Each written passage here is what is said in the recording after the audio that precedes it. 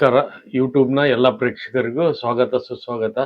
ಸಂಜೀವಿನಿ entertainment channel ವತಿಯಿಂದ ಪ್ರತಿ ಸರಿಯಂತೆ ಈ ಸರಿನೂ ನಾವು ಒಬ್ಬ ಕಲಾವಿದರನ್ನ ನಿಮ್ಮ ಮುಂದೆ ತರ್ತಾ ಇದ್ದೀವಿ. ಅವರ ಪರಿಚಯ ಮತ್ತು ಅವರ ಅನುಭವವನ್ನು ನಿಮ್ಮ ಜೊತೆ ಹಂಚಿಕೊಳ್ತಾರೆ. ಯಾರಪ್ಪ ಇವರು ಅಂದರೆ ಅರವಿಂದ ಗೌಡ ಅವರು. ಅವರು ಸುಮಾರು 30ರಿಂದ 35 ವರ್ಷ ಕನ್ನಡ ಚಲನಚಿತ್ರ ರಂಗದಲ್ಲಿ ಮತ್ತು ಧಾರಾವಾಹಿ ಕ್ಷೇತ್ರದಲ್ಲಿ ಭಾಳ ಉತ್ತಮವಾದ ಕಲಾವಿದರಾಗಿ ಸೇವೆ ಸಲ್ಲಿಸ್ತಾ ಇದ್ದಾರೆ. ಮತ್ತು ಅವರು ಅಷ್ಟಲ್ಲದೆ ಅವರು ಪ್ರೊಡಕ್ಷನ್ ಮ್ಯಾನೇಜರ್ ಕೂಡ ಒಂದು 20ರಿಂದ 25 ಸೀರಿಯಲ್ ಮಾಡಿದ್ದಾರೆ.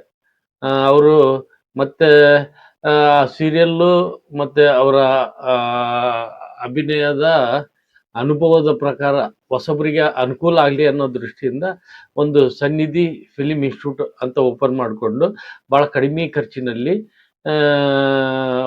ಯಾರು ಬಡ ಕಲಾವಿದರು ಕಲಾವಿದರು ಆಗಬೇಕು ಅಂತ ಬರೋಂಥ ಹುಡುಗರಿಗೆ ಅವರು ಸಹಾಯ ಆಗಲಿ ಅನ್ನೋ ಉದ್ದೇಶದಿಂದ ಈ ಒಂದು ಇನ್ಸ್ಟಿಟ್ಯೂಟ್ನ ಓಪನ್ ಮಾಡಿದ್ದಾರೆ.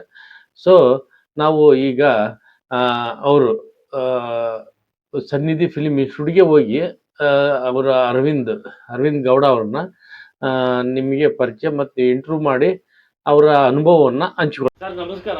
ಹಾಯ್ ನಮಸ್ಕಾರ. ನಾವು ಸಂಜೀವಿನಿ ಎಂಟರ್ಟೈನ್ಮೆಂಟ್ ಯೂಟ್ಯೂಬ್ ಚಾನಲಿಂದ ಬಂದಿದ್ದೀವಿ. ದಯವಿಟ್ಟು ತಮ್ಮ ಇಂಟ್ರ್ಯೂ, ತಮ್ಮ ಬಯೋಗ್ರಫಿ, ನೀವು ನಿಮ್ಮ ಫ್ಯಾಮಿಲಿ ಬ್ಯಾಕ್ಗ್ರೌಂಡಿಂದ, ನಿಮ್ಮ ತಂದೆ ತಾಯಿ ಅವರಿಂದ ತಿಳ್ಕೊಳ್ಳೋಕ್ಕೆ ನಮ್ಮ ವೀಕ್ಷಕರಿಗೆ ಆಸಕ್ತಿ ಇದೆ. ನಿಮ್ಮನ್ನ ಇದನ್ನ ತೆರೆ ಮೇಲೆ ನೋಡಿದ್ದಾರೆ, ಇವಾಗ ನಿಮ್ಮ ಜೀವನದ ಬಗ್ಗೆ ತಿಳ್ಕೊಳ್ಳೋಕ್ಕೆ ಮತ್ತು ನಮ್ಮ ವೀಕ್ಷಕರಿಗೆ ತಿಳಿಸಿಕೊಡೋದಕ್ಕೆ ನಾವು ಇಷ್ಟಪಡ್ತೀವಿ. ಸರ್ ಹೇಳಿ. ಕರ್ನಾಟಕದ ಜನತೆಗೆ ಸಂಜೀವಿನಿ ಎಂಟರ್ಟೈನ್ಮೆಂಟ್ ಸಮಸ್ತ ಯೂಟ್ಯೂಬ್ ಚಾನಲ್ ಯಾರು ವೀಕ್ಷಿಸ್ತಾ ಇದ್ದೀರಾ, ದಯವಿಟ್ಟು ಎಲ್ಲ ನೋಡ್ಬಿಟ್ಟು ದಯವಿಟ್ಟು ಸಬ್ಸ್ಕ್ರೈಬ್ ಆಗಿ ಮತ್ತು ಶೇರ್ ಮಾಡಿ, ನಿಮ್ಮ ಸ್ನೇಹಿತರಿಗೆಲ್ಲ ಶೇರ್ ಮಾಡಿ ಅಂತ ಈ ಮೂಲಕ ಕೇಳ್ತಾ ಇದ್ದೀನಿ. ಸಂಜೀವಿನಿ ಎಂಟರ್ಟೈನ್ಮೆಂಟ್ ದಯವಿಟ್ಟು ಯೂಟ್ಯೂಬ್ ಚಾನಲ್ನ ಎಲ್ಲ ಶೇರ್ ಮಾಡಿ, ಸಬ್ಸ್ಕ್ರೈಬ್ ಮಾಡಿ. ಮೊದಲನೇದಾಗಿ ನನ್ನ ಹೆಸರು ಅರವಿಂದ್ ಅಂದ್ಬಿಟ್ಟು, ನಾನು ಸಿನಿಮಾ ಮತ್ತು ಧಾರಾವಾಹಿ ನೋಡಿರ್ತೀರ ಆಲ್ರೆಡಿ. ನಾನೊಂದು 200ಕ್ಕೂ ಹೆಚ್ಚು 250 ಸಿನಿಮಾಗಳಲ್ಲಿ ನಟನೆ ಮಾಡಿದ್ದೀನಿ. ಹಲವಾರು ಸೀರಿಯಲ್ ಅಂದರೆ ಆಲ್ಮೋಸ್ಟ್ ಕರ್ನಾಟಕದಲ್ಲಿ ಎಷ್ಟು ಸೀರಿಯಲ್ ಬರ್ತಾ ಇದೆ ಅಷ್ಟು ಸೀರಿಯಲ್ ನಾನು ಎಲ್ಲ ಪಾತ್ರಗಳು ಮಾಡ್ತಾ ಇದ್ದೀನಿ. ನಡೀತಾ ಇದೆ ಪಾತ್ರಗಳು, ಇವಾಗಲೂ ಮಾಡ್ತಾ ಇದ್ದೀನಿ, ನೆನ್ನೆಲ್ಲೂ ಮಾಡಿದೆ, ಹಿಂಗೆ ಕಂಟಿನ್ಯೂ ಪಾತ್ರ ನಡೀತಾ ಇದೆ. ನನ್ನ ಹುಟ್ಟೂರು, ನನ್ನ ತಂದೆ ತಾಯಿ ಹುಟ್ಟೂರು, ನಾನು ಮೊದಲಾಗಿ ಹುಟ್ಟಿರೋದು ಮದ್ದೂರು, ನಮ್ಮ ಮಂಡ್ಯ ಜಿಲ್ಲೆ ಮದ್ದೂರು ಹತ್ರ ಗೌರ್ಮೆಂಟ್ ಹಾಸ್ಪಿಟ್ಲಲ್ಲಿ. ನಮ್ಮ ತಂದೆ ತಾಯಿ ಎಲ್ಲ ಬಂದ್ಬಿಟ್ಟು ಫಾರ್ಮರ್, ವ್ಯವಸಾಯ ಮಾಡೋರು. ಅವ್ರು ಬಂದ್ಬಿಟ್ಟಿರೋದು ಚನ್ನಪಟ್ಟಣ ಹತ್ರ, ಬೈರಾಪಟ್ಟಣ. ನಾನು ಹುಟ್ಟಿ ಬೆಳೆದಿದ್ದೆಲ್ಲ ನಮ್ಮ ಅಜ್ಜಿ ಮನೆಯಲ್ಲಿ ಮದ್ದೂರಿನಲ್ಲಿ ಹುಟ್ಟಿ ಬೆಳೆದಿರೋದು. ಮತ್ತು ನಾನು ವಿದ್ಯಾಭ್ಯಾಸ ಎಲ್ಲ ನಡೆದಿರೋದು ಅಲ್ಲೇ ಜವರಾಯ್ ಸ್ಕೂಲು ಮತ್ತು ಕಾಲೇಜ್ ವಿದ್ಯಾಭ್ಯಾಸ HK ವೀರಣ್ಣಗೌಡ ಕಾಲೇಜ್ ಚೆನ್ನಗೌಡದೊಡ್ಡಿ ಓದಿರೋದು. ಹಾಗಾಗಿ ನನ್ನ ವಿದ್ಯಾಭ್ಯಾಸ ಎಲ್ಲ ಚೆನ್ನಗೌಡದೊಡ್ಡಿ ಮದ್ದೂರಿನಲ್ಲೇ ಆಯಿತು. ಮತ್ತು ಹುಟ್ಟಿ ಬೆಳೆದಿದ್ದೆಲ್ಲ ಮದ್ದೂರಲ್ಲೇ ಆಯಿತು. ಹಾಗಾಗಿ ನಿಮ್ಮ ತಂದೆ ತಾಯಿ ಹೆಸರು ಹೇಳಿ ಸರ್. ನಮ್ಮ ತಂದೆ ಹೆಸರು ಬಂದ್ಬಿಟ್ಟು ರಾಮೇಗೌಡರು ಅಂದ್ಬಿಟ್ಟು, ನಮ್ಮ ತಾಯಿ ಹೆಸರು ಭಾಗ್ಯಮ್ಮ ಅಂದ್ಬಿಟ್ಟು. ಅವರು ಇಲ್ಲಿ ಚನ್ನಪಟ್ಟಣದ ಹತ್ರ ಬೈರಾಪಟ್ಟಣದಲ್ಲಿರೋದು. ಆ ಟೈಮಲ್ಲಿ ನಿಮ್ಮ ಮನೆ ಪರಿಸ್ಥಿತಿ ಹೆಂಗೆ, ಬಾಲ್ಯದ ನೆನಪುಗಳು? ಬಾಲ್ಯದ ತುಂಬಾ ನೆನಪುಗಳಿದೆ. ನಾನು ಬೆಳೆದಿದ್ದೆಲ್ಲ ಮದ್ದೂರಿನಲ್ಲೇ ಹುಟ್ಟಿ ಬೆಳೆದಿರೋದ್ರಿಂದ ಗೌರ್ಮೆಂಟ್ ಹಾಸ್ಪಿಟಲ್ ಹುಟ್ಟಿರೋದು ನಮ್ಮ ಮದ್ದೂರು ಹತ್ರ ಸರ್ಕಾರಿ ಆಸ್ಪತ್ರೆಯಲ್ಲಿ. ಬಟ್ ಎಲ್ಲ ಬೆಳೆದಿದ್ದೆಲ್ಲ ಮದ್ದೂರಲ್ಲೇ ಬೆಳೆದಿರೋದು. ಮತ್ತೆ ನಮ್ಮ ತಂದೆ ತಾಯಿ ಊರು ಬಂದ್ಬಿಟ್ಟು ಬೈರಾಪಟ್ಟಣ ಆಗಿರೋದ್ರಿಂದ ನಾನು ಚನ್ನಪಟ್ಟಣಕ್ಕೆ ಆಕ್ಚುಲಿ ಸೀಮಿತ ಆಗಬೇಕು ಅನ್ಸುತ್ತೆ. ಮೇಬಿ ಏನಂದ್ರೆ, ಯಾಕೆ ಹುಟ್ಟಿ ಬೆಳೆದ್ರು ಮದ್ದೂರು ಆದ್ರೂ ನಮ್ಮ ತಂದೆ ತಾಯಿ ಊರು ಬೈರಾಪಟ್ಟಣ, ಚನ್ನಪಟ್ಟಣದ ಹತ್ರ ಒಂದು ಬೈರಾಪಟ್ಟಣ ಹಳ್ಳಿನಲ್ಲಿ. ಅಂದ್ರೆ ನೀವು ಅಜ್ಜಿ ಮನೆಯಲ್ಲಿ ಬೆಳೆದಿದ್ದೀರಾ? ಅಜ್ಜಿ ಮನೇಲಿ ಬೆಳೆದ. ಅಜ್ಜಿ ಅಂದ್ರೆ ನಿಮ್ಮ ತಾಯಿನ? ಎಸ್, ನಮ್ಮ ತಾಯಿಯವರ ತಾಯಿ ಮನೆ. ನಿಮ್ಮ ತಾಯಿ ತವ್ರ ಮನೆಯಲ್ಲಿ ನೀವು ಬೆಳೆದಿದ್ದು? ಹೌದೌದು. ನಿಮ್ಮ ಒರಿಜಿನಲ್ ನಿಮ್ಮ ತಂದೆ ಊರು ಬೈರಾಪಟ್ಟಣ. ನಿಮ್ಮ ಬಾಲ್ಯ ಆಗಿದ್ದು ನಿಮ್ಮ ಅಜ್ಜಿ ಮನೆಯಲ್ಲಿ. ಎಷ್ಟನೇ ಮಗ ಸರ್ ನೀವು? ನಾನು ಮೊದಲನೇ ಮಗ. ನನ್ನ ತಾಯಿಗೆ 2 ಮಕ್ಕಳು. ನಾನು ದೊಡ್ಡ ಮಗ, ಇನ್ನೊಬ್ಬ ನನ್ನ ತಮ್ಮ ಇದ್ದಾರೆ. ಅವರು ಅಲ್ಲೇ ಚನ್ನಪಟ್ಟಣದ ಹತ್ರ ಬೈರಾಪಟ್ಟಣದಲ್ಲಿ ವ್ಯವಸಾಯ ಮಾಡ್ತಾ ಇದ್ದಾರೆ, ಮತ್ತೆ ಟಿಂಬರ್ ಬಿಸ್ನೆಸ್ ಮಾಡ್ತಾ ಇದ್ದಾರೆ. ಅವರು ಅಲ್ಲೇ ಇದ್ದಾರೆ ಚನ್ನಪಟ್ಟಣದ ಹತ್ರ ಬೈರಾಪಟ್ಟಣದಲ್ಲಿ. ಇವಾಗ ಅವರೆಲ್ಲ ವಾಸವಾಗಿದ್ದಾರೆ. ನಾನು ಇಲ್ಲಿ ಬೆಂಗಳೂರಿನಲ್ಲಿ. ಮತ್ತೆ ನಿಮ್ದು ಪ್ರೈಮರಿ ಸ್ಕೂಲು ಗೌರ್ಮೆಂಟ್ ಸ್ಕೂಲಲ್ಲಿ ಆಯ್ತಾ? ಸರ್, ಎಲ್ಲ ಗೌರ್ಮೆಂಟ್ ಸ್ಕೂಲಲ್ಲೇ ಆಗಿರೋದು. ನಮ್ಮ ಮದ್ದೂರ್ ಹತ್ರ ಒಂದು ಪ್ರೈಮರಿ ಸ್ಕೂಲ್, ಇದು ಗೌರ್ಮೆಂಟ್ ಸ್ಕೂಲ್ ಇದೆ. ಹಳೆ ಬಸ್ ಸ್ಟ್ಯಾಂಡ್ ಹತ್ರ ಒಂದು ಸ್ಕೂಲ್ ಇದೆ. ಎಲ್ಲ ವಿದ್ಯಾಭ್ಯಾಸ ಎಲ್ಲ ಮಾಡಿದ್ದು ಗೌರ್ಮೆಂಟ್ ಸ್ಕೂಲ್ನಲ್ಲೇ. ಮತ್ತೆ ನಾವು 8ನೇ ಕ್ಲಾಸಿಂದ ನಾವು ಪ್ರೈವೇಟ್ ಸ್ಕೂಲ್ ಹೋಗಿದ್ದು. ಜವರಾಯ್ ಸ್ಕೂಲ್ ಅಂತ ಇದೆ, ಚೆನ್ನಗೌಡದೊಡ್ಡಿ ಹೈಸ್ಕೂಲ್. ಪ್ರೈವೇಟ್ ಅಲ್ಲಿವರೆಗೂ government school. Kannada medium, English? Kannada medium sir. ಅಲ್ಲೆಲ್ಲ ಕನ್ನಡ ಮೀಡಿಯಂ ಇದೆ. ಎಲ್ಲ ನಿಮ್ಮ ಅಜ್ಜಿ ಊರಲ್ಲ ನಿಮ್ಮ ಊರಲ್ಲ ಸರ್? ಎಲ್ಲ ಅಜ್ಜಿ ಊರಲ್ಲೇ, ಓದಿರೋದೆಲ್ಲ ಅಜ್ಜಿ ಊರೇ, ಬೆಳೆದಿರೋದು ಅಜ್ಜಿ ಊರೇ, ಎಲ್ಲ ಅಜ್ಜಿ ಊರಲ್ಲೇ ವಿಜಯ. ನಾವು ಸಿನಿಮಾ ರಂಗಕ್ಕೂ ನಮ್ಗೆ ಏನು ಕಲೆಕ್ಷನ್ ಇಲ್ಲ, ಫ್ಯಾಮಿಲಿ ಬ್ಯಾಕ್ಗ್ರೌಂಡ್ ಇಲ್ಲ, ಯಾರು ಸಿನಿಮಾ ತಂದೆ ತಾಯಿ ನಿಮ್ಮ ದೊಡ್ಡಪ್ಪ ಸಿಗಪ್ಪ ಮಾವ ಯಾರು ಇಲ್ಲ ಸರ್. ನಾವು ಅವಾಗ ಓದೋ ಟೈಮ್ನಲ್ಲೇ 9ನೇ ಕ್ಲಾಸ್ ಇರೋದು 10ನೇ ಕ್ಲಾಸ್ ಇರೋದು ಎಸ್ಎಸ್ಎಲ್ಸಿನಲ್ಲೇ ಸಿನಿಮಾ ಹುಚ್ಚು ಜಾಸ್ತಿ ನಿಮಗೆ. ನನಗೆ ಸಿನಿಮಾ ಜಾಸ್ತಿ ನೋಡ್ತಾ ಇದ್ದೆ. ಸಿನಿಮಾ ನಾವು ಆತರ ಆಗ್ಬೇಕು, ನಾವು ಆಕ್ಟಿಂಗ್ ಮಾಡ್ಬೇಕಲ್ಲ ಆಸೆ ಇತ್ತು. ಬಟ್ ಗೊತ್ತಿರಲ್ಲ ನಾವು ಎಲ್ಲಿ ಹೋಗ್ಬೇಕು, ಯಾರು ಮೀಟ್ ಮಾಡೋದು. ಬರೀ ಶಿವರಾಜ್ ಕುಮಾರ್ ನೋಡಕ್ಕೋಸ್ಕರನೇ ಮದ್ದೂರಿನಿಂದ ಮಂಡ್ಯಗೆ ಸೈಕಲ್ ತುಳ್ಕೊಂಡು ಹೋಗ್ತಾ ಇದ್ದ. ಅವಾಗ ಒಂದು ಸಿನಿಮಾ ನಿಮ್ಗೆ ಗೊತ್ತಿರ್ಬೇಕು ಅನ್ಸುತ್ತೆ, ಭರ್ಜರಿ ಗಂಡು ಅಂದ್ಬಿಟ್ಟು ಒಂದು ಸಿನಿಮಾ, ಇವರು ರಾಘವೇಂದ್ರ ರಾಜ್ಕುಮಾರ್ದು ಒಂದು ಮೂವಿ ರಿಲೀಸ್. ಆ ರಿಲೀಸ್ ಟೈಮಲ್ಲಿ ಶಿವರಾಜ್ ಕುಮಾರ್ ಅವ್ರ ತಂಡ ಎಲ್ಲ ಬರ್ತಾ ಇದೆ, ಬನ್ನಿ ನೋಡ್ಬೋದು ಅಂತ ನಮ್ಗೆ ಒಂದು ಎಲ್ಲ ಕಡೆ ಪಬ್ಲಿಸಿಟಿ ಆಯ್ತು. ಇಲ್ಲಿ ಮಂಡ್ಯದಲ್ಲಿ ಸಿನಿಮಾ ರಿಲೀಸ್, ನಾವು ಬರೀ ಶಿವರಾಜ್ ಕುಮಾರ್ ನೋಡಕ್ಕೋಸ್ಕರ ಅಯ್ಯೋ ಶಿವರಾಜ್ ಕುಮಾರ್ ಎಲ್ಲ ಬರ್ತಾರೆ. ನಾನು ಅವಾಗ ತುಂಬಾ ಅಭಿಮಾನ. ಅವಾಗ ಎಷ್ಟಿರ್ಬೋದು ಸರ್ ನಿಮ್ಗೆ? ಅರೌಂಡ್ SLC ಅಂದ್ರೆ 16 ವರ್ಷ ಇರ್ಬೋದು ಅಷ್ಟೇ.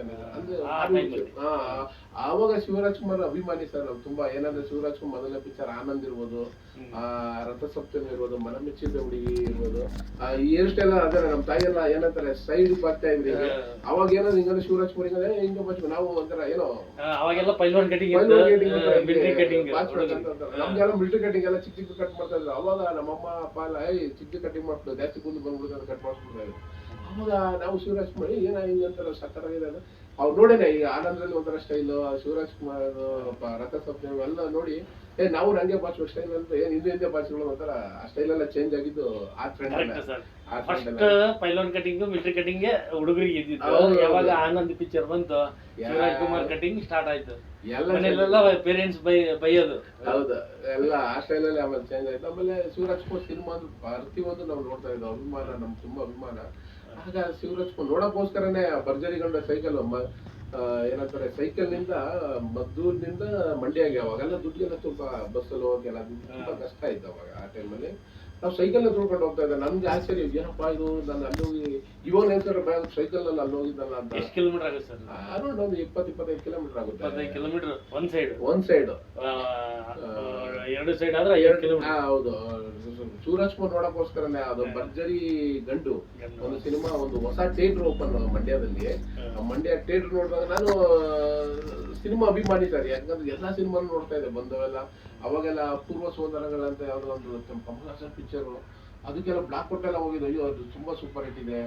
ನಂಜುಂಡಿ ಕಲ್ಯಾಣ ಒಂದೊಂದು ವಾರ ಮುಂಚಿತವಾಗಿ ಟಿಕೆಟ್ ಕೊಡ್ತಾ ಇದ್ರು. ಅದನ್ನೆಲ್ಲ ತೋರಿಸ್ ಎಲ್ಲಾರು ಟಿಕೆಟ್ ತಗೊಂಡು ನೋಡೋ ಅಂತ ತೋರಿಸ್ತಾ ಇದ್ರು. ಆಮೇಲೆ ಯಾವ್ದು ಜೀವನ ಚೈತ್ರ ಒಂದ್ ವಾರ 15 ದಿನ ಮುಂಚಿತವಾಗಿ ಟಿಕೆಟ್ ತಂದ್ಬಿಡೋದು. ಅವಾಗೆಲ್ಲ ಟ್ರೆಂಡ್ ಇತ್ತಲ್ಲ ಸರ್? ಅಯ್ಯೋ ಟಿಕೆಟ್ ಸಿಕ್ಕಿದ್ರೆ ಸಾಕು ಸಂತೋಷ. ಎಲ್ಲರೂ ನೋಡೋ ಟಿಕೆಟ್ ತಗೊಂಡಿದ್ದೀನಿ, ನೋಡೋ ಟಿಕೆಟ್ ತಗೊಂಡು ಜೀವನ ಚೈತ್ರ ಟಿಕೆಟ್ ಎಲ್ಲರೂ ತೋರಿಸ್ಕೊ ಬರ್ತಾ ಇದ್ರು. ಬಟ್ ಆ ಸಿನಿಮಾ ಟ್ರೆಂಡ್ ಅದು, ಆ ಲೈಫೇ ಬೇರೆ. ಈಗಿನ ಇದಕ್ಕೂ ಅದಕ್ಕೂ ಕಂಪೇರ್ ಟು ಅವಾಗ ಒಂದು ಥಿಯೇಟರ್ ಅಲ್ಲಿ ಒಂದು ಟಿಕೆಟ್ ತಗೊಳಕ್ ಒಂದು ಶರ್ಟೇ ಹರಿದೋಗೋದು. ಸತ್ಯವಂತ ಆ ನುಗ್ಗಿ ಆತ ಟಿಕೆಟ್ ತಂದಿರೋ ಸಾಧ್ಯ ಏನೋ ನಾವು ಎವರೆಸ್ಟ್ ಶಿಖರ ಹತ್ಬಿಟ್ಟಿದ್ವಿ ನೋಡೋ ಅಂತ ತರ ಬಿಲ್ಡಪ್ ಅಲ್ಲಿ ಕೊಡ್ತಾ ಇದ್ದೋ. ದೊಡ್ಡದು ನೋಡೋಣ ಟಿಕೆಟ್ ತಂದಿದ್ವಿ, ಜೀವನ ಚೈತ್ರ ಟಿಕೆಟ್ ನೋಡಿ, ಜೀವನ ಚೈತ್ರ ಟಿಕೆಟ್ ಅನ್ನೋದು ಅದೊಂದು ಅದೇ ಏನೋ ಆ ವಯಸ್ಸಲ್ಲಿ ಅದು ಮೆಂಟಾಲಿಟಿ ಆತರ ಬೆಳೆದಿದ್ದು ನಮ್ಮ ವಾತಾವರಣ. ಪ್ರತಿಯೊಂದು ಸಿನಿಮಾ ನೋಡ್ತಾ ಇದ್ದೋ. ಅವಾಗ ಮುತ್ತಿನಾರ ಇರ್ಬೋದು, ಎಲ್ಲಾರ್ದು ಸಿನಿಮಾ ಇಂಥರದೆಲ್ಲ, ವಿಷ್ಣುವರ್ಧನ್ ಸರ್ ಇರ್ಬೋದು, ರಾಜ್ಕುಮಾರ್ ಸರ್ ಇರ್ಬೋದು, ಕಮಲ್ ಹಾಸನ್ ಅಭಿಮಾನಿ ನಾನು. ಅವ್ರು ಕಮಲ್ ಹಾಸನ್ ಅಪೂರ್ವ ಸೋದರ ನೋಡಿದ್ಮೇಲಂತೂ ಅವರು ತುಂಬಾ ಕಲೆನಲ್ಲಿ ಅವಾಗ ಅದೊಂದು ದೊಡ್ಡ ಹೆಸರಾಗಿತ್ತಲ್ವಾ. 2 ಅಡಿ ಆಕ್ಟಿಂಗ್ ಮಾಡಿದಾರೆ. ಅದು ತುಂಬಾ ಎಂತ ಟೆಕ್ನಿಕ್ ಯೂಸ್ ಮಾಡಿ ಆ ಕಾಲದಲ್ಲಿ ಆತ ಟೆಕ್ನಿಕ್ ಯೂಸ್ ಮಾಡಿ ಆತರ ಕಾಲೆಲ್ಲ ಮಡಚಿ ಆಕ್ಟಿಂಗ್ ಮಾಡಿರೋದು ಅಂದ್ರೆ ರಿಯಲಿ ಹ್ಯಾಟ್ಸ್ ಆಫ್ ಹೇಳ್ಬೇಕಂತ. ಅವೆಲ್ಲ ಕಲಾವಿದ ನೋಡಿ ನಾವು ಏನೆಲ್ಲ ಅನ್ಸ್ಬಿಡುತ್ತೆ ಅವಾಗ. ಏನ್ ಮಾಡಿದಾರೆ ಅವರೆಲ್ಲ, ತುಂಬಾನೇ ಖುಷಿ ಆಗ್ತಾ ಇತ್ತು. ಆ ಟೈಮಲ್ಲಿ ನಮ್ಮ ವಾತಾವರಣ ಎಲ್ಲ ಅಲ್ಲೇ ಹುಟ್ಟಿ ಬೆಳೆದದೆಲ್ಲ ಜೀವನ ಅಲ್ಲೇ ಆಗ್ತಾ ಇತ್ತು. ಆಮೇಲೆ ಕಾಲೇಜ್ ವಿದ್ಯಾಭ್ಯಾಸ ಎಲ್ಲ ಮುಗಿಸ್ಕೊಂಡು ಜವರಾಯ್ ಸ್ಕೂಲ್ ನಲ್ಲೇ ನಮ್ಮ ಪ್ರೈವೇಟ್ ನಲ್ಲೇ ಮದ್ದೂರ್ ಹತ್ರ ಚೆನ್ನೈಗೌಡ ಒಂದು ದೊಡ್ಡಿ ಅಂತ ಇದೆ. ಅಲ್ಲಿ ನಿಮ್ದು high school college high school sir, high school ಅಲ್ಲೇನೆ ಚೆನ್ನಗೌಡ ದುಡ್ಡಿನಲ್ಲೇ ಆಯ್ತು. ಅದ್ರ ಪಕ್ಕನೇ ಕಾಲೇಜ್ ಇದೆ, ಎಚ್ ಕೆ ವೀರಣ್ಣಗೌಡ ಕಾಲೇಜ್ ಅಂದ್ಬಿಟ್ಟು ಚೆನ್ನಗೌಡ ದುಡ್ಡಿನಲ್ಲಿ ಇದೆ. ಅಲ್ಲಿಂದ ಅಲ್ಲಿ ನಮ್ಮ ಮನೆಯಿಂದ ಅಲ್ಲಿಗೆ ಒಂದು 2 ಕಿಲೋಮೀಟರ್, ಪ್ರತಿದಿನ 2 ಕಿಲೋಮೀಟರ್ ವಾಕ್ ಮಾಡ್ತಾ ಇದ್ದ. ನಮ್ಗೆ ಯಾವಾಗ ಬಸ್ ಫೆಸಿಲಿಟಿ ಇಲ್ಲ, ಆಟೋ ಇಲ್ಲ. ಆಟೋ ಇಲ್ಲ. ಇವಾಗಿನ ಹುಡುಗರಿಗೆ ಅರ್ಧ ಕಿಲೋಮೀಟರ್ ಇಲ್ಲ, ಅವರಿಗೆಲ್ಲ ಬಸ್ ಆಟೋಗಳು. ಹೌದು, 2 ಕಿಲೋಮೀಟರ್ 3 ಕಿಲೋಮೀಟರ್ ನಡ್ಕೊಂಡೆ ಹೋಗ್ಬೇಕು, ನಡ್ಕೊಂಡೆ ಬರ್ಬೇಕು ಅಲ್ವಾ. ಪ್ರತಿದಿನ ನಾವು 2 ಕಿಲೋಮೀಟರ್ ನಡೀತಾ ಇದ್ವಲ್ಲ, ಅವಾಗ ಬಾಡಿ ಫಿಟ್ನೆಸ್ ಇರ್ಬೋದು, ನಮ್ಮ ಬ್ಯೂಟಿಫುಲ್ ನಮ್ಮ ಫೇಸ್ ಇರ್ಬೋದು, ನಿಮ್ಮ ಫಿಸಿಕ್ಕಿಗೆ ಅದು ಒಂದು ರೀಸನ್ ಇರ್ಬೋದು. ಅದೇ ಎಕ್ಸ್ಪೆಕ್ಟ್ ಮಾಡಿರಲಿಲ್ಲ. ಅವಾಗೆಲ್ಲ ನಾವು ನಡೀತಾ ಇದ್ವು ಫುಲ್ 2 ಕಿಲೋಮೀಟರ್. ಬೆಳಿಗ್ಗೆ 8 ಗಂಟೆಗೆ 9 ಗಂಟೆ ಕ್ಲಾಸ್ ಅಂದ್ರೆ 8 ಗಂಟೆಗೆ ಬಿಟ್ರೆ 1 ಅವರ್ ಡೈಲಿ ವಾಕಿಂಗ್. ಕ್ಲಾಸ್ ಮುಗಿಸ್ಕೊಂಡು ಮತ್ತೆ ಆ ಕಡೆಯಿಂದ ಹೋಗಿ ಡೈಲಿ 4 ಕಿಲೋಮೀಟರ್ ವಾಕಿಂಗ್ ಮಾಡ್ತಾ ಇದ್ವು.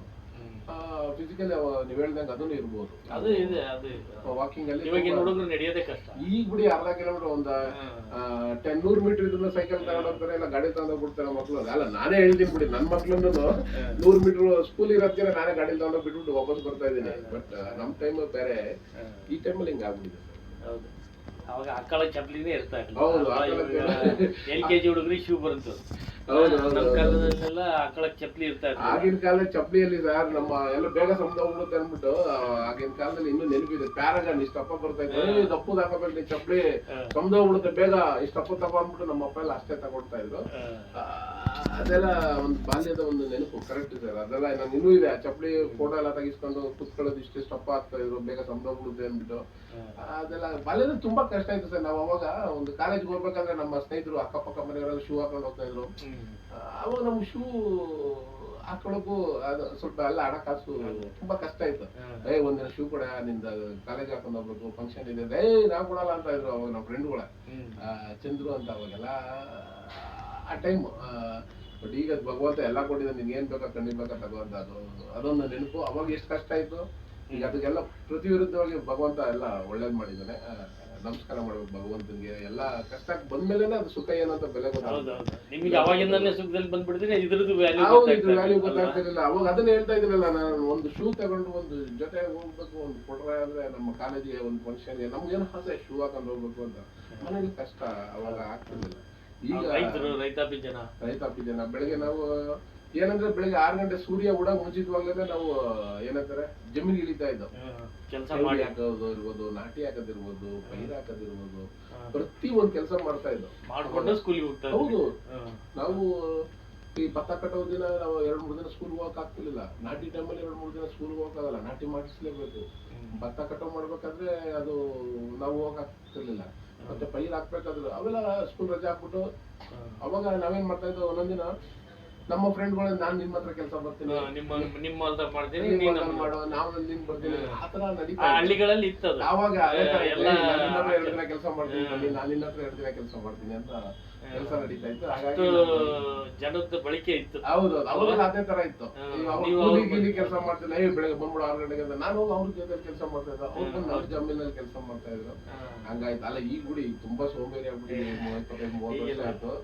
ಈಗ ಒಂದು ಬಿಸಿಲಲ್ಲಿ ಒಂದು ಅರ್ಧ ಗಂಟೆ ನೆನ್ನೆಲೆ ತಗೊಂಡಿದ್ದೆ ಮದ್ದೂರ್ ಹತ್ರ ಹೊಸಕೇರಿನಲ್ಲಿ ಶೂಟಿಂಗ್ ನಡೀತಾ ಇತ್ತು.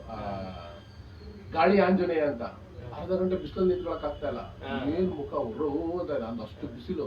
ನಿಮ್ ಬಾಲ್ಯದಲ್ಲಿ ಬೆಳಗಿಂದ ಸಾಯಂಕಾಲದವರೆಗೂ 10 ಮಣಿವರೆಗೂ. ಹೌದು, ಬೆಳಿಗ್ಗೆ ಬಿಸಿಲು, ಬಿಸಿಲು ಇನ್ನು ಉಟ್ತಾನೆ ಇರಲಿಲ್ಲ. ಅವಾಗಲೇ ನಾವು ಪೈರ್ ರೋಡ್ ನಡೀತಾ ಇದ್ದ. ಊಟಕ್ಕೆಲ್ಲ ಒಂದು 10 ನಿಮಿಷ ಕುತ್ಕೊಳ್ತಾ ಇದ್ವಿ, ಇಲ್ಲ ಊಟಕ್ಕೆ ಅದನ್ನು ಇರ್ತಿಲ್ಲ ಬಿಸಿಲಲ್ಲಿ. ಎಲ್ಲ ಅದೇ ಬಿಸಿಲಲ್ಲೇ ಊಟ. ಮತ್ತೆ ಸಾಯಂಕಾಲ ಸೂರ್ಯ ಮುಳುಗ್ ಬಿಟ್ಮೇಲೆ ನಾವು ಹೊರಗಡೆ ಬರ್ತಾ ಇದ್ವಿ. ಅವಾಗ ಏನು ಅನಿಸ್ತಾ ಇರಲಿಲ್ಲ, ಅಷ್ಟೊಂದು ಕೆಲಸ ಮಾಡ್ತಾ ಇದ್ವು.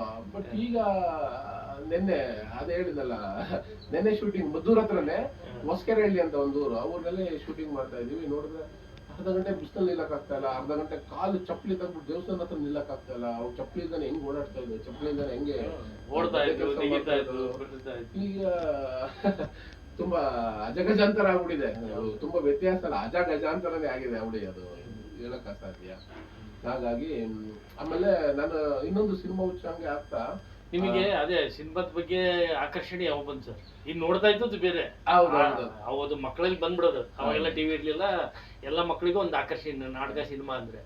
ಬಟ್ ನಿಮಗೆ ಅದರಲ್ಲಿ ಪಾರ್ಟಿಸಿಪೇಟ್ ಮಾಡ್ಬೇಕು, ನಾನು ಸಿನಿಮಾ ಆಕ್ಟರ್ ಆಗ್ಬೇಕು ಅಂತ ಯಾವಾಗ ಅನ್ಸ್ತು? ಅದು ಸಿನಿಮಾ ಕಲಾವಿದರಾಗ್ಬೇಕು ಅನ್ನೋ ಮನಸ್ಸಲ್ಲಿ ಆಸೆ ಇತ್ತು, ಬಟ್ ಗೊತ್ತಿಲ್ವೇ ನಿಮಗೆ acting ಮಾಡ್ಬೇಕು ಎಲ್ಲೋ ಗೊತ್ತಿಲ್ಲ. ಎಷ್ಟನೇ ವಯಸ್ಸಿಗೆ ಬಂತು ಸರ್ ಅದು ಆಗ್ಲೇ ಅರೌಂಡ್ 16-17 ವರ್ಷಕ್ಕೆ ಅದು ನಿಮಗೆ ಆಸೆ ಬಂತು? ಆಸೆ ಇತ್ತು, ಬಟ್ ಗೊತ್ತಿಲ್ಲ, ವೇದಿಕೆ ಗೊತ್ತಿಲ್ಲ.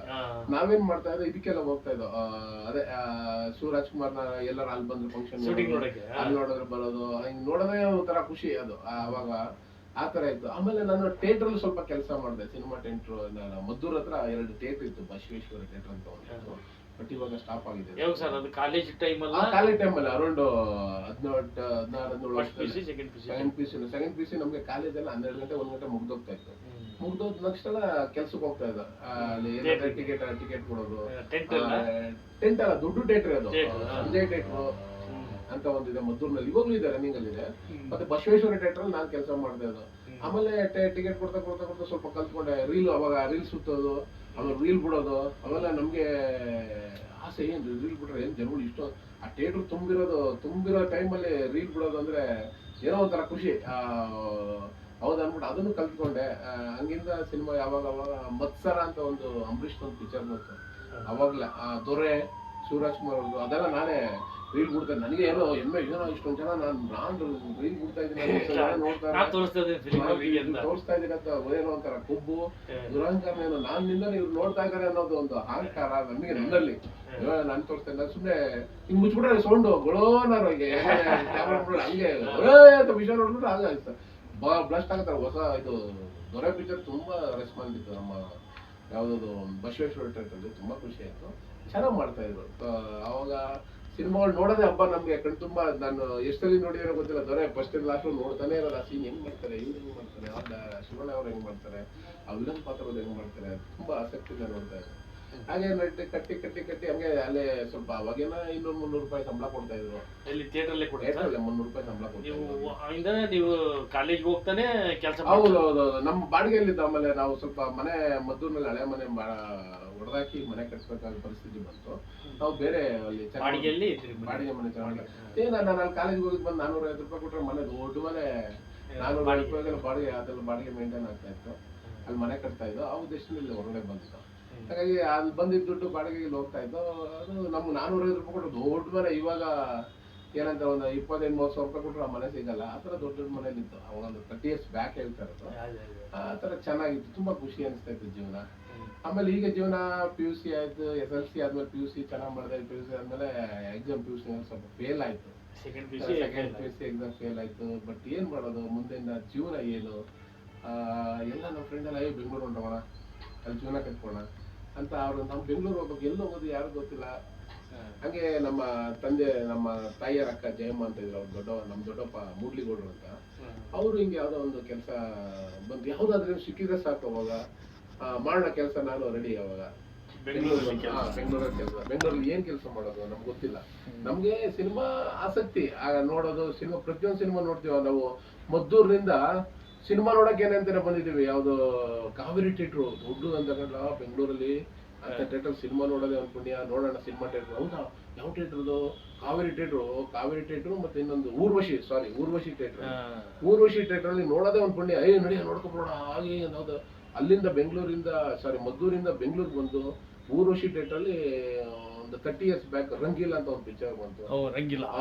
ಸಿನಿಮಾ ನೋಡೋಕೆನೆ ಆ ಸಿನಿಮಾ ನೋಡೋಕೆನೆ ನಾವು ಅಲ್ಲಿಂದ ಬಂದು, ಥಿಯೇಟರ್ ಸೌಂಡ್ ಎಫೆಕ್ಟ್ ಏನೋ ನಾವೇನೇ ಅಲ್ಲಿ ಆಪರೇಟ್ ಮಾಡೋದು ನಮ್ಗೆ ಆಸೆ.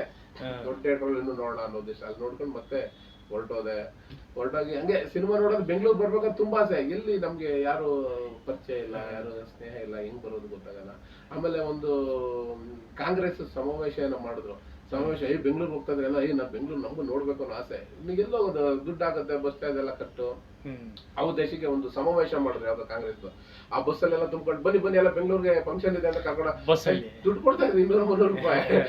ಅಯ್ಯೋ ಬೆಂಗಳೂರಿಗೆ ಅದು ದುಡ್ಡು ಕೊಟ್ಟು ನಮ್ಗೆ ಕರ್ಕೊಂಡು ಹೋಗ್ತಾರಲ್ಲ, ಅದೇ ನಾವು ಬಸ್ಸಲ್ಲಿ ಬಂದು ಏನ್ ಬೆಂಗಳೂರು ಮೈದಾನದಲ್ಲಿ ಬಿಟ್ಬಿಟ್ಟಿದ್ದಾರೆ.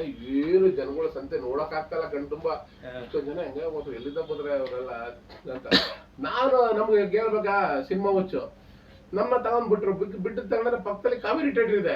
ನಾನು ಇದ್ದಾರೆ ಅಪ್ಪ, ಇಲ್ಲಿ ಏನ್ ಮಾಡೋದು, ಎಲ್ಲ ಟಿಫನ್ ಕೊಟ್ರು, ಊಟ ಕೊಟ್ರು, ತಿನ್ಬಿಟ್ಟು ಪಕ್ಕದಲ್ಲಿ ಥಿಯೇಟ್ರು ಮಣ್ಣಿನ ದೋಣಿ ಸಿನಿಮಾ. ಮಣ್ಣಿನ ದೋಣಿ ಅಂಬರೀಶ್ ಅವರ ಸಿನಿಮಾಗೆ ಹೌಸ್ಫುಲ್ ಕಾವೇರಿ ಥಿಯೇಟ್ರು. ನಾನ್ ತಡಿಯಪ್ಪ ಇದೇ ಇರುತ್ತೆ ನೋಡೋಣ ಅಂದ್ಬಿಟ್ಟು ಅಲ್ಲಿ ಫಂಕ್ಷನ್ ನಡೀತಾ ಇದೆ, ಇಮಿಡಿಯೇಟ್ ಆಗಿ ಮಧ್ಯಾಹ್ನ ಬಂದು ಸಿನಿಮಾ ನೋಡ್ತಾ ಇದ್ದೀನಿ. ಸಿನಿಮಾ ನೋಡಿ ನಾ ಫಂಕ್ಷನ್ ಇದೆ ದುಡ್ಡು ಕೊಡ ಆ ಟೈಮಲ್ಲಿ ನಮಗೂ ಗೊತ್ತಾಗಲ್ಲ ಅವಾಗ ಏನು ಇದು ಅಂತ. ಹಂಗಾಗಿ ನಾನು ಆ ಮಣ್ಣಿನ ದೋಣಿ ಸಿನಿಮಾ ನೋಡಿ ಮತ್ತೆ ಇದು ಪ್ಯಾಲೇಸ್ ಗ್ರೌಂಡ್ ಒಳಗಡೆ ಹೋದೆ. ಅಲ್ಲಿ ಫಂಕ್ಷನ್ ನಡೀತಾ ಇದೆ, ಎಲ್ಲ ಯಾರಿಗೂ ಗೊತ್ತಿಲ್ಲ ಪಿಕ್ಚರ್ ನೋಡ್ಕೊಂಡ್ ಬಂದಿರೋದಾರೆ. ಎಲ್ಲ ಸಾಯಂಕಾಲ ದುಡ್ಡು ಕೊಡಪ್ಪ ನಮ್ದು ಅಂದ್ಬಿಟ್ಟು ನಮ್ಗೆ ದುಡ್ಡು ಕೊಟ್ಟು ಆತರ ಅಭಿಮಾನ, ಸಿನಿಮಾ ಅಭಿಮಾನ ಅಂದ್ರೆ ನಾವು ಬೆಂಗಳೂರಿಂದ ನೋಡಕ್ಕೆ ಬರ್ತಾ ಇದ್ವು. ಅವಾಗ ಮದ್ದೂರಿನೆಲ್ಲ ರಿಲೀಸ್ ಆಗ್ತಿರ್ಲಿಲ್ಲ ಸಿನಿಮಾಗಳು ನಮ್ಮ ಟೈಮಲ್ಲಿ, ಮಂಡ್ಯದಲ್ಲೇ ನಾವು ಎಲ್ಲ ಪ್ರತಿಯೊಂದು ರಿಲೀಸ್ ಟೈಮಲ್ಲಿ ಮಂಡ್ಯ ಆಗೋದು. ಆಮೇಲೆ ಎಷ್ಟೋ ದಿನ ಆದ್ಮೇಲೆ ಮದ್ದೂರಿಗೆ ಒಂದ್ 2-3 ತಿಂಗಳು 6 ತಿಂಗಳಾದ್ಮೇಲೆ ಗಿಲ್ ಬರ್ತಾ ಇತ್ತು ಮದ್ದೂರಿಗೆ. ಹಾಗಾಗಿ ನಾವು ರಿಲೀಸ್ ಟೈಮಲ್ಲಿ ಎಲ್ಲ ನೋಡಕ್ಕೆ ಹೋಗ್ತಾ ತುಂಬಾನೇ ಖುಷಿ ಆಗ್ತಾ ಇತ್ತು. ಅವಾಗ ಬಾಲ್ಯದ ಜೀವನ ತುಂಬಾ ಎಕ್ಸ್ಪೆಕ್ಟೇ ಮಾಡ್ತಾ ಇರಲ್ಲ, ಹಂಗೆ ಇಷ್ಟ ಚೆನ್ನಾಗಿ ಹಿಂಗೆ ಮಾಡ್ತಾ ಇದಾರೆ ಆತರ ತುಂಬಾ ಸಂತೋಷ ಆಗುತ್ತೆ ಅದು ನೆನ್ಸ್ಕೊಂಡ್ರೆ. ನೀವು ನೋಡಿ ಬಾಲ್ಯದ ಜೀವನ ಹೇಗಿತ್ತು. ಆಮೇಲೆ ಬೆಂಗಳೂರು ಬಂದ ನನ್ನ ಕೆಲ್ಸಕ್ಕೆ. ಇಲ್ಲಿ ಕೆಲಸ ಏನ್ ಕೇಳ್ತೀರಾ, ಅದಾದ್ಮೇಲೆ ಮತ್ತೆ ನೀವು ವಾಪಸ್ ನಿಮ್ಮೂರಿಗೆ ಹೋದ್ರಿ. ಹೌದೌದು, ಬೆಂಗಳೂರು ಸೆಟ್ಲ್ ಆಗ್ಬೇಕು ಅಂತ ನಿಮ್ಗೆ ಯಾವಾಗ ಅನಿಸ್ತು? ಅಂದ್ರೆ ನಾವು ಬೆಂಗಳೂರಲ್ಲಿ ಏನೋ ಸಾಧನೆ ಮಾಡ್ಬೇಕು, ಈಗ ಆಯ್ತು ಜೀವನ ಇಲ್ಲಿ ಮದ್ದೂರು. ಸಾಧನೆ ಅಂದ್ರೆ ಫಿಲಿಂ ಫೀಲ್ಡ್ ಅಲ್ಲೇ ಸಾಧನೆ ಮಾಡ್ಬೇಕು ಅಂತ? ಇಲ್ಲ ಸಿನಿಮಾ ಫೀಲ್ಡ್ ಅಂತ ಬಂದಿಲ್ಲ, ಹಣ ಮಾಡ್ಬೇಕು, ಜೀವನ ಮಾಡ್ಬೇಕು, ನಮ್ಗೆ ದುಡ್ಡು ಮಾಡ್ಬೇಕು, ನಮ್ಮ ಅಪ್ಪ ಅಮ್ಮ ನೋಡ್ಕೊಳ್ಬೇಕು, ಏನೋ ಒಂದ್ ಕೆಲಸ ಮಾಡೋಣ ಅಂತ ಬಂದೆ. ನಾವು ಸಿನಿಮಾದಲ್ಲಿ ಮಾಡ್ತೀನಿ ಅಂತ ಏನು ಬಂದಿಲ್ಲ. ಅವಾಗ ಅದೇ ನನ್ಗೆ ಅದೆಲ್ಲ ನೆನ್ಪಿತ್ತು, ಭರ್ಜರಿ ನಾವೆಲ್ಲ ನೋಡೋದು, ಶಿವಣ್ಣ ನೋಡಕ್ ಬಂದು. ಇಲ್ಲಿಗೆ ಬಂದಾಗ ಮೆಜೆಸ್ಟಿಕ್ ಅಂದ್ರೆ ತುಂಬಾ ಜನ, ನಾವು ಮೆಜೆಸ್ಟಿಕ್ ಅಂದ್ರೆ ಡೈಲಿ ಹೋಗ್ತಾ ಇದ್ವಿ. ಅಲ್ಲ ಸರ್, ಈಗ ಮದ್ದೂರಿಂದಾನೇ ಓಡಾಡ್ತಾ ಇದ್ರ ಅಥವಾ ಇಲ್ಲೇ ಬಂದು ರೂಮ್ ಮಾಡಿದ್ರ ಅಥವಾ? ಇಲ್ಲ, ಇಲ್ಲೇ ರೂಮ್ ನಲ್ಲಿ, ಇಲ್ಲಿ ವಸಂತ ನಗರ ಅಂತ ಒಂದು ರೂಮ್ ಇದೆ. ವಸಂತ ನಗರದಲ್ಲಿ ಪ್ಯಾಲೇಸ್ ಪಕ್ಕನೆ ಒಂದು ರೂಮ್. ಅವಾಗ ಅಲ್ಲೂ ಬಿಟ್ಟಿಲ್ಲ, ಒಂದ್ ನಮ್ಮೊಂದು G4S ಅಂತ ಒಂದು ಸೆಕ್ಯೂರಿಟಿ ಏಜೆನ್ಸಿ ಇತ್ತು. ಅಲ್ಲಿ ನಾವು ಒಂದು ಕಂಪ್ನಿಲಿ ಕೆಲ್ಸಕ್ಕೆ ಸೇರ್ಕೊಂಡೆ. ಅಲ್ಲಿ ಫಸ್ಟ್ ಬಂದು ಕೆಲ್ಸಕ್ಕೆ ಸೇರ್ಕೊಂಡೆ ಅಲ್ಲಿ ಏಜೆನ್ಸಿನಲ್ಲಿ. ಅವಾಗ ಒಂದು 3,000 ಪೇಮೆಂಟ್ ಬಂದ್ರೆ ಅದೇ ದೊಡ್ಡದು. ಇವಾಗ 30,000-40,000 ದುಡ್ಡು ಮಾಡಿ ಮೋಸ ಬಂದ ಏನೋ ಖುಷಿ.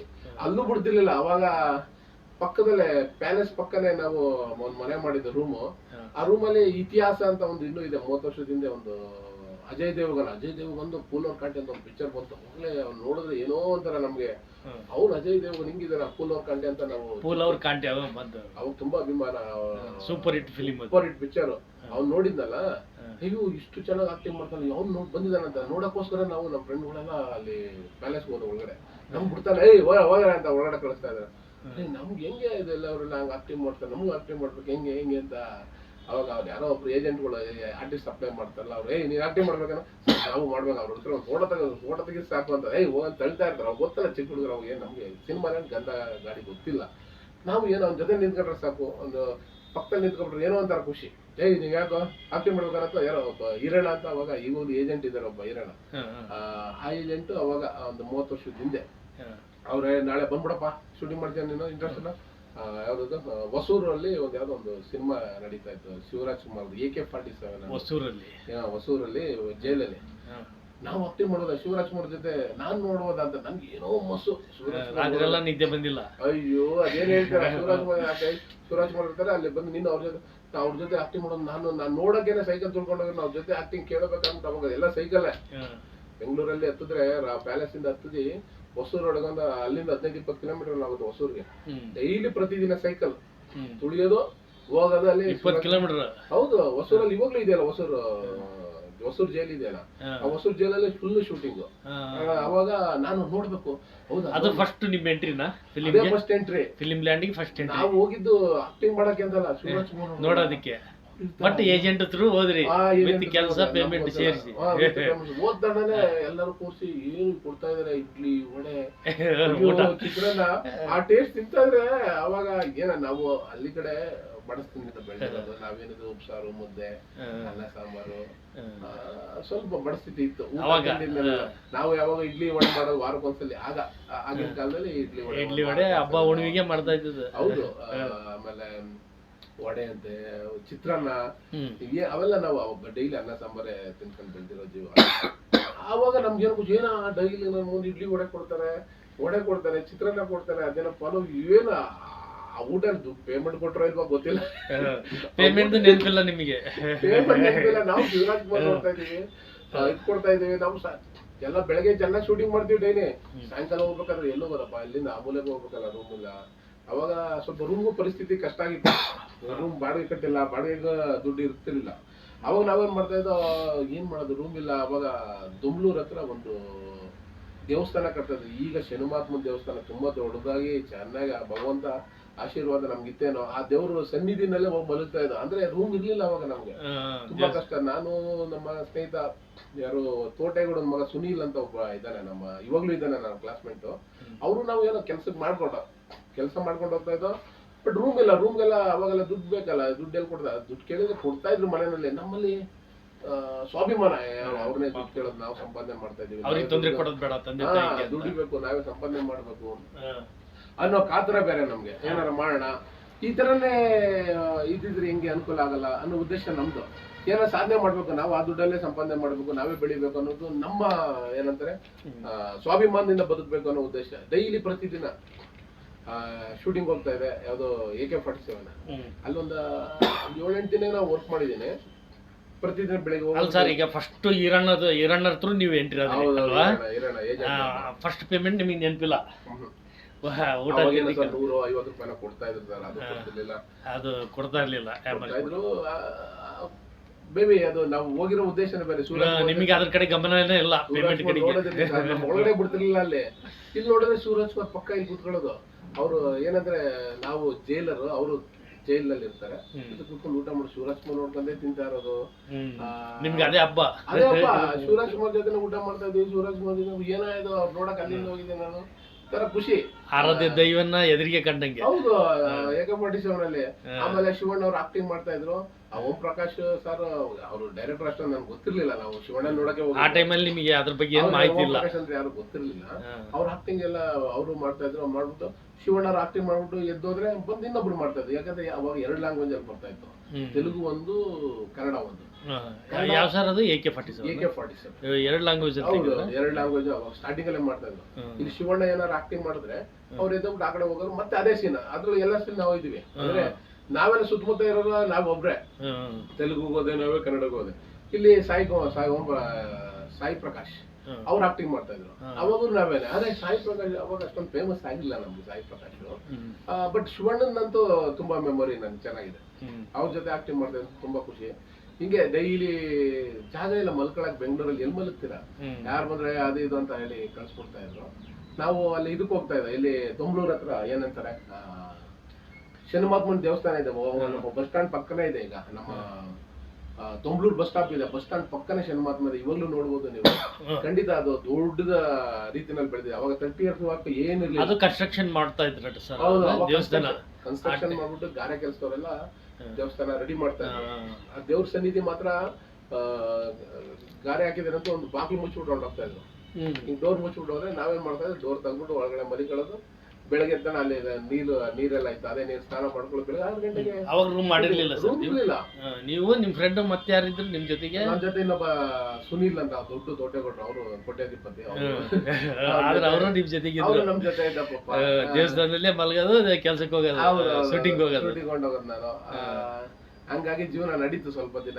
ಆಮೇಲೆ ಜೀವನ ಕಟ್ಕೊಂಡು. ಆಮೇಲೆ ನೀವು ಫಸ್ಟ್ ರೂಮ್ ಅಂತ ಮಾಡಿದ್ದೆ ಯಾವಾಗ ಸರ್? ಸರ್ ನಾ ಫಸ್ಟ್ ರೂಮ್ ಅಂತ ಮಾಡಿದ್ದು ಅವಾಗ 300 ರೂಪಾಯಿನ 400 ರೂಪಾಯಿನ ಬಾಡಿಗೆ. ಅವಾಗ ಅದು ಇಂಡಿಪೆಂಡೆಂಟ್ ಆಗಿ ಮಾಡಿಲ್ಲ, 4-5 ಜನ ಎಲ್ಲ ಜೊತೆ, 4-5 ಜನ ಹುಡುಗರು ಸೇರ್ಕೊಂಡು ಮಾಡಿದ್ರಿ. ಅದು ಅವಾಗ ನಿಮ್ ಜೊತೆಗೆ ಯಾರ್ಯಾರು ಇದ್ರಿ ಸರ್? 4 ಇದ್ರು ಸರ್, ತುಂಬಾ ಜನ ಇದ್ದು. ಅವಾಗ ಇಷ್ಟೊಂದು ಮೆಮೊರಿ ಇಲ್ಲ, ತುಂಬಾ ಜನ ಇದ್ದು. ದಿಕ್ಕಪ್ಪಲ್ಲಿ 30 ವರ್ಷ ಆಯ್ತು, ಎಲ್ಲ ಒಂದೊಂದು ಲೈನ್ ಹೋಗಿದ್ದಾರೆ. ಹಂಗಾಗಿ ಹಂಗೆ ಬೆಳೀತಾ ಬೆಳೀತಾ ಬೆಳೀತಾ ನಮ್ಗೆ ಹಿಂಗೆ ಸ್ನೇಹಿತರು ಬೆಳಗ ಬೆಳೆದು, ಅಯ್ಯೋ ಹಿಂಗ್ ಹೋದ್ರೆ ಏಜೆಂಟ್ ಮುಖಾಂತರ ಹೋಗ್ಬಾರ್ದು, ನಾವು ಆಕ್ಟಿಂಗ್ ಮಾಡ್ಬೇಕು, ಆಕ್ಟಿಂಗ್ ಸಾಧನೆ ಮಾಡ್ಬೇಕಂದ್ರೆ ನಾವು ಡೈರೆಕ್ಟರ್ ಹಿಡಿಬೇಕು. ಆಮೇಲೆ ಅಲ್ಲಿ ಹೋದ್ಮೇಲೆ ನಿಮಗೆ ಮಾಹಿತಿ ಗೊತ್ತಾಯ್ತು? ನಮ್ಗೆ ಗೊತ್ತಿಲ್ಲ ಅವಾಗ. ನಮ್ಮ ಮೆದುಳು ಇದಾಯ್ತು, ಬೇಡಪ್ಪ ಸಾಕು, ನೆಕ್ಸ್ಟ್ ಡೈರೆಕ್ಟರ್ ಸರ್ ನಮಸ್ಕಾರ, ಅವಕಾಶ ಇರ್ಬೋದು, ಮತ್ತೆ ಡೈರೆಕ್ಟರ್ ಇರ್ಬೋದು, ಮ್ಯಾನೇಜರ್ ಇರ್ಬೋದು, ಸ್ನೇಹ ಬಳಗ ಆರ್ಟಿಸ್ಟ್. ಸರ್ ನೀವು ಚೆನ್ನಾಗಿ ಮಾಡ್ತೀರಾ, ನೀವು ಹೆಂಗ್ ಮಾಡ್ತೀರಿ, ನಮಗೂ ನಿಮ್ ತರ ಆಕ್ಟಿಂಗ್ ಮಾಡ್ಬೇಕು ಅನ್ನೋ ಆಸೆ ಸರ್, ಹೆಂಗ್ ಮಾಡೋದು ಗೊತ್ತಿಲ್ಲ ಅಂತ. ನೆಕ್ಸ್ಟ್ ಅವ್ರ ಜಂಪ್, ಹಂಗೆ ಜಂಪ್ ಆಗಿ. ಅಲ್ಲ ಸರ್, ಇಷ್ಟು ಫಸ್ಟ್ ಮಾಹಿತಿ ನಿಮಗೆ ಏಜೆಂಟ್ ಹೋದ್ರೆ ಗುಂಪಲ್ಲೇ? ಗುಂಪಲ್ಲೇ, ಇಂಡಿವಿಜುವಲ್ ಕೊಡಲ್ಲ ಅವ್ರು. ಗೊತ್ತಿಲ್ಲ ಅದು ಅಷ್ಟು ಮಾಹಿತಿ ಗೊತ್ತಿರ್ಲಿಲ್ಲ ನಮಗೆ ಶೂಟಿಂಗ್ ಅಲ್ಲಿ ಹಿಂಗ್ ಎಂಟರ್ ಆಗ್ಬೇಕು ಅಂತ. ಒಂದ್ ನಂಬರ್ ಸಿಗ್ತಿರ್ಲಿಲ್ಲ ಸರ್, ಒಂದು ಡೈರೆಕ್ಟರ್ ನಂಬರ್ ಸಿಗ್ತಿರ್ಲಿಲ್ಲ. ಈಗ ಇಡೀ ಇಂಡಸ್ಟ್ರಿ ನಂಬರೇ ನನ್ನ ಹತ್ರ ಇದೆ, ಗೊತ್ತಿಲ್ಲ ಅದು ಬೇರೆ. ಅವಾಗ ಒಂದ್ ನಂಬರ್ ಸಿಗ್ತಿರ್ಲಿಲ್ಲ, ಯಾರು ಕೊಡ್ತಾ ಇರ್ಲಿಲ್ಲ, ಯಾರು ಕೊಡ್ತಿರ್ಲಿಲ್ಲ. ಅವಾಗ ಆಕ್ಟಿಂಗ್ ಗಿಟ್ಟಿಂಗ್ ಮಾಡ್ಕೊಂಡು ಸ್ವಲ್ಪ ಸಣ್ಣ ಪುಟ್ಟ ಮಾಡ್ಕೊಂಡು ಹೋಗ್ತಾ ಇದ್ದೋ. ಹಂಗೆ ಜೀವನ ಒಂದು ಸಲಗವಾಗಿ ಹಂಗೆ ಹಂಗೆ ಯಾವ್ದಾದ್ರು ಎಲ್ಲ ಸಿನಿಮಾಗಳು ಒಂದು ಚಿಕ್ಕ ಚಿಕ್ಕ ಪಾತ್ರ ಮಾಡ್ತಾ ಇದ್ದೋ. ಹಂಗೆ ಮದುವೆ ಈಗ ನಿಮಗೆ ಅದರ ಆ ಟೈಮಲ್ಲಿ ನೀವು ಆರ್ಥಿಕವಾಗಿ ಸ್ವಲ್ಪ ಬಲ ಬಂದಿದ್ದು ಯಾವಾಗ ಸರ್? ಇಲ್ಲ, ಆರ್ಥಿಕವಾಗಿ ತುಂಬಾ ಕಷ್ಟನೇ ಸರ್. ಆಗ ಆ ಕಿಚ್ಚ ಅಂತ ಒಂದು ಪಿಕ್ಚರ್ ಬಂತು, ಚಿಕ್ಕ ಪಾತ್ರ ಮಾಡಿದೆ. ಯಾವ್ದೋ ಕಿಚ್ಚ ಸಿನಿಮಾದಲ್ಲಿ ಇವರು ಸುದೀಪ್ ಜೊತೆ ತಂದೆನ ಕೊಲೆ ಮಾಡ್ಬೇಕಾದ್ರೆ ಜನ್ಮ ಕೊಟ್ಟ ತಾಯಿ ನೆನಪಿಗೆ ಬಂದಿಲ್ಲ. ಒಂದ್ ಡೈಲಾಗ್ ಹೇಳಿದ್ರು ಏನೋ ಖುಷಿ ಅದು, ಡೈಲಾಗ್ ಸಿಕ್ತು ನಿಮಗೆ, ಡೈಲಾಗ್ ಸಿಕ್ಬಿಡ್ತು ಅಂತ.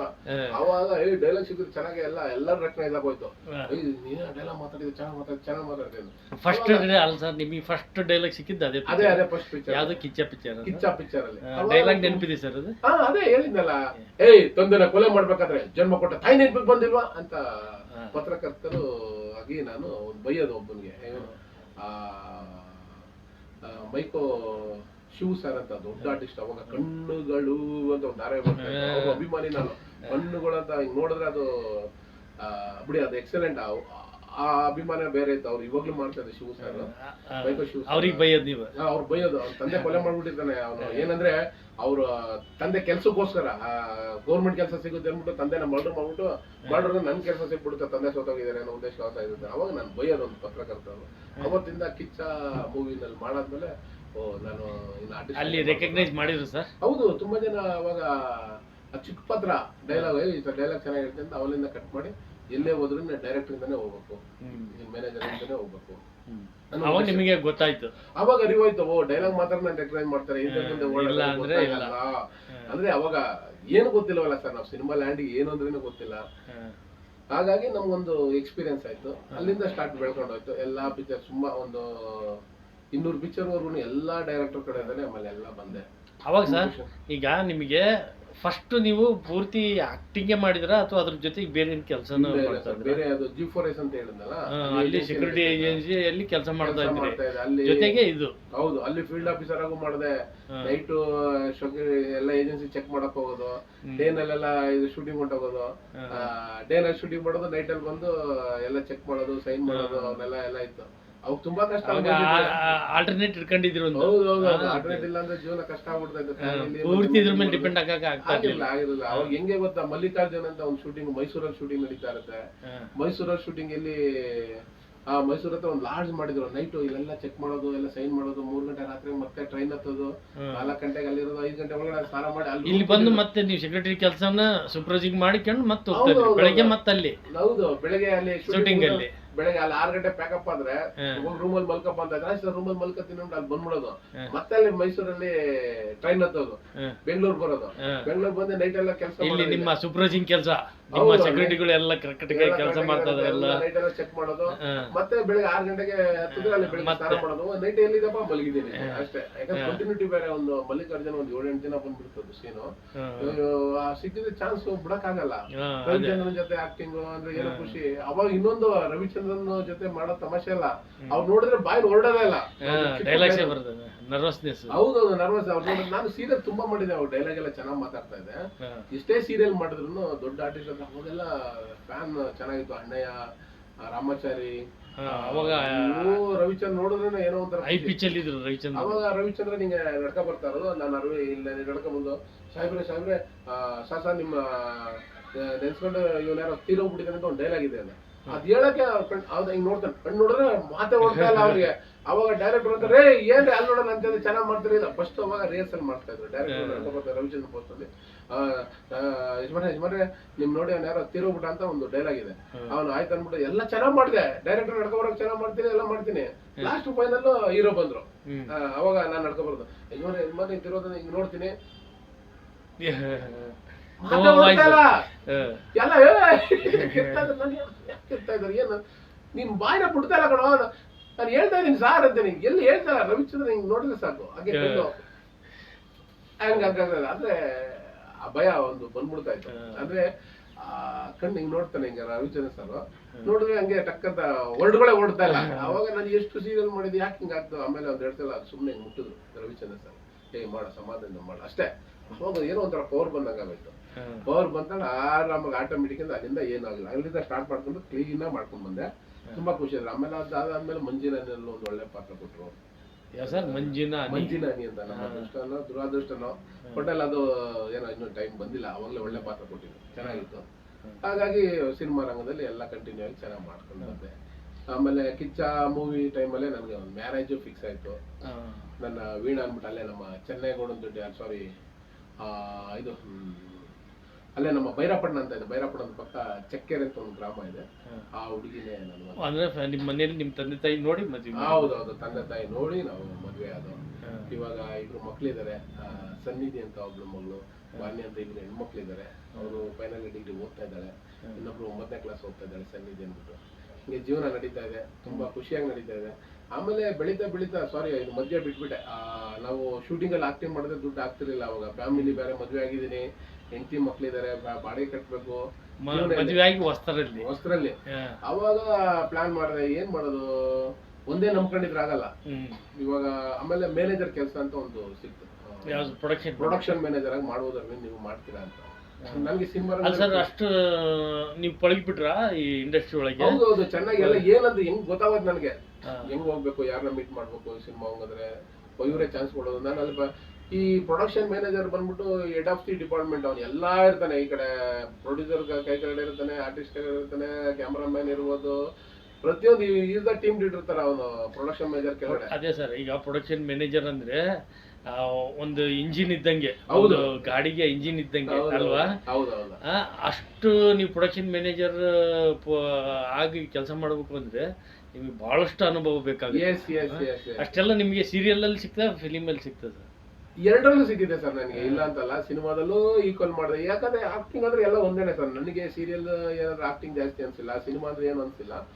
ಆಕ್ಟಿಂಗ್ ಅಂದ್ಮೇಲೆ ಎಲ್ಲ ಆಕ್ಟಿಂಗ್, ಸಿನಿಮಾದಲ್ಲೂ ಆಕ್ಟಿಂಗ್ ಮಾಡೋದೆ, ಸೀರಿಯಲ್ ಆಕ್ಟಿಂಗ್ ಮಾಡೋದೆ, ಏನು ಅನ್ಸಿಲ್ಲ. ಹಾಗಾಗಿ ಪ್ರೊಡಕ್ಷನ್ ಮ್ಯಾನೇಜರ್ ಆಗಿ ಶ್ರುತಿ ನಾಯ್ಡು ಕಂಪ್ನಿಯಲ್ಲಿ ಫಸ್ಟ್ ಮಾಡಿದೆ. ಫಸ್ಟ್ ನಿಮಗೆ ಅವರು ಚಾನ್ಸ್? ಹೌದು, ಅವಾಗ ಹೊಸದೊಂದು ಚಾನಲ್ ಓಪನ್ ಆಗ್ತಾ ಇತ್ತು, ಯಾವುದು ಇದಕ್ಕೆ ಕಸ್ತೂರಿ ಚಾನಲ್ಗೆ ಒಂದ್ 7-8 ಸೀರಿಯಲ್ ಬೇಕು ಅಂದ್ರು. ಅವಾಗ ಹೊಸ ಹೊಸ ಮ್ಯಾನೇಜರ್ಗಳೆಲ್ಲ ಬೇಕು ಅಂದ್ರು. ನಾನು ಹೊಸದಾಗಿ ಅವಾಗ ಆಕ್ಟಿಂಗ್ ಎಲ್ಲ ಗೊತ್ತಿತ್ತಲ್ಲ, ಮಾಡೋಣ ಅಂದ್ಬಿಟ್ಟು ನಾನು ಸೀರಿಯಲ್ ಹೋದೆ. ಅದನ್ನ ಹೆಂಗ್ ಅಪ್ರೋಚ್ ಮಾಡಿದ್ರಿ ಸರ್? ಅದು ನಮ್ಮ ಸ್ನೇಹಿತರು ರಮೇಶ್ ಸರ್ ಅಂತ, ನಮ್ಮ ಗುರುಗಳು ರಮೇಶ್ ಬಾಬುನ ರಮೇಶ್ ಅಂದ್ಬಿಟ್ಟು ಪ್ರೊಡಕ್ಷನ್ ಮ್ಯಾನೇಜರ್. ಅವರು ಶ್ರುತಿ ನಾಯ್ಡು ಕಂಪ್ನಿಯಲ್ಲಿ ಆಲ್ರೆಡಿ ಎಕ್ಸ್ಪೀರಿಯನ್ಸ್ ಗೈ ಅವ್ರಿದ್ರು. ಅವಾಗೆಲ್ಲ ಪೇಮೆಂಟ್ ಕಡಿಮೆ, ತಿಂಗ್ಳಿಗೆ ಬಂದು ಒಂದು 15,000 ಬರ್ಲಿಯಪ್ಪ ಸಾಕು, ಮನೆ ಮೇಂಟೈನ್ ಆಗುತ್ತೆ. ಆರ್ಟಿಸ್ಟ್ ಆದಾಗ ಹೋದಾಗ 2,000-3,000 ಪೇಮೆಂಟ್ ಬರ್ಲಿ, ಅದು ಮೇಂಟೈನ್ ಆಗ್ತಾ ಇತ್ತು ಅನ್ನೋ ಉದ್ದೇಶಕ್ಕೆ ಅಲ್ಲೋಗಿ ಮಾಡಿದೆ. ಅವಾಗ ಫಸ್ಟ್ A to Z ಅಂತ ಒಂದು ಸೀರಿಯಲ್ ಇದಕ್ ಬಿಟ್ರು ಕಸ್ತೂರಿ ಚಾನಲ್ಗೆ. ಅವಾಗ ನಾನು ಮ್ಯಾನೇಜರ್ ಆಗಿ A to Z ಅಂತ ಹಂಗೆ ಮಾಡ್ತಾ ಮಾಡ್ತಾ A to Z ಧಾರಾವಾಹಿ ಮುಗೀತು. ಆಮೇಲೆ ಬ್ರಹ್ಮಗಂಟು ಅಂತ ಒಂದು ಸೀರಿಯಲ್ ಬರ್ತು, ತಪ್ಪುಗೆ ಮೇಡಮ್ ಇದಾರೆ ಅವರು, ಬ್ರಹ್ಮಗಂಟು ಅಂತ ಶ್ರೀಕರಣದಲ್ಲಿ, ಅದಕ್ಕೆ ಮ್ಯಾನೇಜರ್ ಆಗಿ ಮಾಡಿದ್ರು. ಆಮೇಲೆ Brahmagantu, A to Z, Devayani, ಗೌರಿಪುರದ ಗಯ್ಯಾಳಿಗರು, ಹಿಟ್ಲರ್ ಕಲ್ಯಾಣ, ಮನಸ್ಸೆಲ್ಲ ನೀನೆ, ಮಾಯಾಮೃಗ, ಹಿಟ್ಲರ್ ಕಲ್ಯಾಣ, ಗಂಡ ಹೆಂಡತಿ ಆದ್ಮೇಲೆ ಅದು ರಾಮಾಚಾರಿ, ಇಷ್ಟು ರಾಮಾಚಾರಿನೇ ಲಾಸ್ಟ್ ನಾನು ಮ್ಯಾನೇಜರ್ ಆಗಿ ಮಾಡಿದ್ದು. ಮತ್ತೆ ಮಾಡಕ್ಕಾಗಿಲ್ಲ, ಈಗಿನ ಪ್ರೆಸರ್ ಮತ್ತೆ ಈಗಿನ ಬಾಸ್ಗೆ ನನಗೆ ಯಾಕೋ ಶಕ್ತನಲ್ಲ ಅನ್ಸ್ತು. ಅದು ನನಗೆ ಆ ಪವರ್ ಸಾಕಾಗಿಲ್ಲ. ಆ ಉದ್ದೇಶದಿಂದ ಮ್ಯಾನೇಜರ್ ಸಾಕು ಕೆಲಸ ಅಂತ ಸ್ಟಾಪ್ ಮಾಡಿದೆ.